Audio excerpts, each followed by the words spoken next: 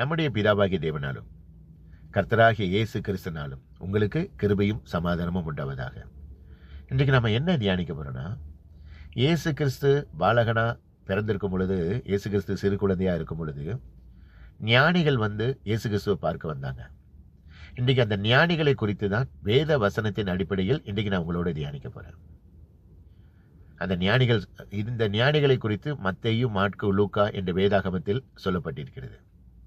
இந்த ஞானிகள் சொல்றாங்க, யூதருக்கு ராஜாவாக பிறந்திருக்கிறவர் இங்கே, அவரை நாங்கள் பணிந்து கொள்ள வந்திருக்கிறோம் என்று அந்த ஞானிகள் சொல்றாங்க.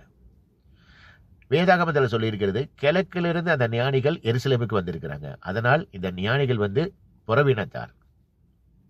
அவங்க என்ன நினைச்சிட்டாங்கன்னா, யூதருக்கு ராஜா பெரிய அரண்மனையில பிறந்திருப்பாருன்னு நினைச்சுக்கிட்டு அரண்மனையில போய் என்கொயரி பண்றாங்க. இப்படி ஒருத்தர் பிறந்திருக்கிறாராமே, அது உண்மைதானான்னு சொல்லி அங்க என்கொயரி பண்றாங்க. அங்க எருசலேம்ல அரண்மனையில பிறக்கலன்னு தெரிஞ்ச உடனே இஸ்ரவேல் தலைவர்களுக்கும் மேசியாவின் வருகை குறித்து எந்த ஒரு தெளிவும் இல்லாதனால அவங்க சோர்ந்து போயிருக்கலாம். ஏன்னா அவங்களுடைய பிரயாணம் வெகு தூரம். இப்ப இருக்கிற மாதிரி பஸ் ட்ரெயின்லாம் அந்த காலத்துல கிடையாது. ஆனாலும் அவங்களுடைய ஆர்வத்தை பார்த்து தேவன் பார்த்து இயேசு கிறிஸ்து இருக்கிற இடத்துக்கு ரீச் ஆகும்படிக்கு ஒரு நட்சத்திரத்தை காணும்படி அவங்களுக்கு உதவி பண்ணினார். அந்த நட்சத்திரத்தின் மூலமாக இயேசு இருக்கிற இடத்துக்கு அவங்களை இயேசு கிறிஸ்துவை பணிந்து கொண்டு சில பரிசுகளை கொடுத்தார்கள் அந்த ஞானிகள்.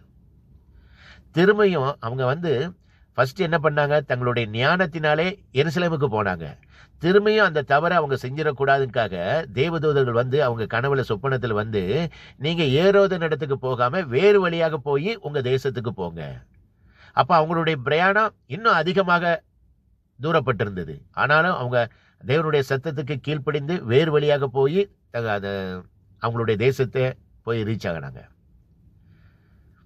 இதுல இருந்து நம்ம தெரிந்து கொள்ள வேண்டிய சத்தியம் என்னன்னா, இன்னைக்கு தேவனுடைய சித்தம் இல்லாம நம்ம பாட்டு நம்மளுடைய வழியில போய்கொண்டு இருக்கிறோம். தேவனுடைய சித்தம் எதுங்கிறதே தெரியாம இன்னைக்கு நம்ம கிறிஸ்துமஸ் பண்டிகை கொண்டாடி கொண்டு இருக்கிறோம். ரெண்டே இதுல நீங்க தெரிந்து கொள்ள வேண்டியது என்னன்னா, ஒரு மனிதன் ஒரு தவறு செய்யும் பொழுது கர்த்தர் அனுமதிப்பார். ஏன்னா அந்த தவற்றிலிருந்து ஒரு படிப்பினை கர்த்தர் அவனுக்கு போதிப்பார். அந்த ஒரு படிப்பினை அவன் தெரிந்து கொள்வான். இந்த தவறு செய்யறதுனால இதுல இருந்து ஒரு படிப்பினை நான் தெரிந்து கொண்டேன்னு சொல்லி ஒருவன், அதுக்காக தான் கர்த்தர் அனுமதிப்பார். ரெண்டாவது, கர்த்தருக்கு நம்ம கீழ்ப்படிந்தோன்னு வச்சுக்கோங்களேன், சில விலக்கரையும் பண்ணி தான் ஆகணும்.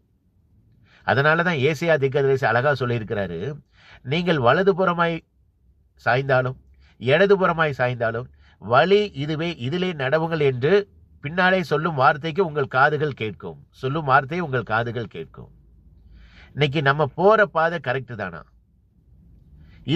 இதை நன்றாக தெரிந்து கொண்டு கிறிஸ்துமஸ் பண்டிகை கொண்டாடுங்க. அந்த ஞானிகள் தங்களுடைய ஞானத்தினாலே தவறான வழியில சூஸ் பண்ணதுனாலதான் எருசலேமுக்கு போய் அங்க போய் ராஜாட்ட போய் என்கொயரி பண்றாங்க. திருப்பி தேவன் ஒரு எச்சரிப்பு கொடுத்து, சத்தத்துக்கு அவங்க எச்சரிப்பு கொடுத்து, நீங்க அந்த தேசத்துக்கு போகாதீங்க, வேறு வழியா போன உடனே அவங்க வேறு வழியாக போறாங்க. உடனே கீழ்ப்படுகிறாங்க. முதல்ல தவறு செய்யறாங்க, ஆனா அதுக்கப்புறம் கீழ்ப்படுகிறாங்க. நல்லா கேட்டுக்கோங்க, இன்றைக்கு நம்ம போற வழி தேவனுடைய சித்தமா? தேவனுடைய சித்தம் இல்லாம தேவனுடைய சித்தம் எதுவுமே செய்யாம கிறிஸ்துமஸ் பண்டிகை கொண்டாடுறது வெறும் வீண். இந்த உலகத்துல ஒவ்வொரு மனிதனுக்கும் தேவன் ஒரு சித்தம் வச்சிருக்கிறாரு. தேவனுடைய திட்டம் வச்சிருக்கிறாரு. அந்த திட்டத்தை நோக்கி நம்ம போகிறோமா? அந்த தேவனுடைய சித்தத்தை நம்ம நிறைவேற்றுகிறோமா? இதை தெரிந்து கொண்டு கிறிஸ்துமஸ் பண்டிகை கொண்டாடுவதுதான் நல்லது. தேவனுடைய சித்தம் எதுவும் செய்யாம, தேவனுடைய திட்டத்தையும் நம்ம செய்யாம கிறிஸ்துமஸ் பண்டிகை கொண்டாடுவது வீணு. இன்றைக்கு நீங்க ஒரு தீர்மானம் பண்ணுங்க, ஆண்டவரே உங்க சித்தத்தை நான் நிறைவேற்றுகிறேனா?